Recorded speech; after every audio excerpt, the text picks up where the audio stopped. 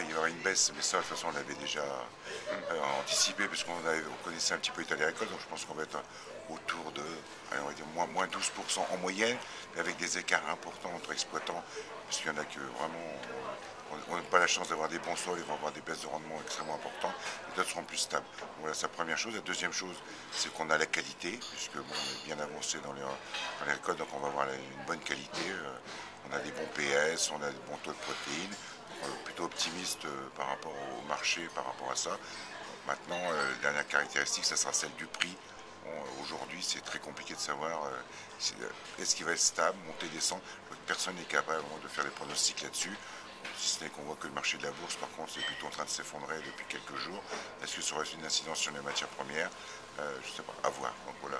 Mais les caractéristiques, c'est bonne qualité, ça c'est très clair, avec un rendement moindre, mais qui nous permet d'être présents sur les marchés, notamment les marchés à l'exportation. Donc finalement, moins dramatique que prévu. Non, c'est à peu près ce qu'on avait prévu depuis 3 mois. En tant que paysan, on avait quand même fait le tour de plaine et on savait déjà les parcelles qui étaient condamnées et puis celles on peut avoir un bon potentiel.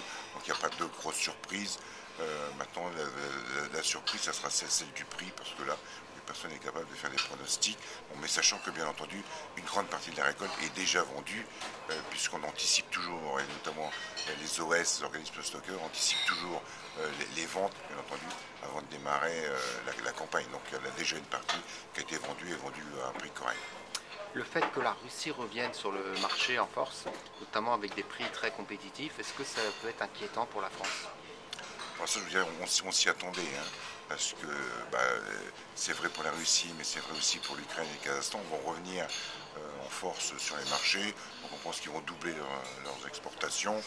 Forcément, ça va avoir une incidence sur les prix, mais ce n'est pas la première fois, parce qu'effectivement, ils peuvent se permettre de casser les prix. Nous, c'est quand même plus compliqué, donc évidemment, ça va avoir une incidence. Mais bon, il ne faut pas oublier que la consommation augmente, donc la demande augmente. Bon, ce que éventuellement, la petite partie que ne pourra pas fournir la France sera peut-être fournie par ces pays-là, par rapport aux pays notamment sud-méditerranéens qui sont aujourd'hui très acheteurs. Donc à regarder. La question qu'on peut se poser par rapport à la Russie, c'est quels étaient véritablement ces stocks de fin de campagne l'année dernière. Là, probablement beaucoup plus important que ce qu'on pensait. Là, on peut peut-être avoir quelques inquiétudes. Merci.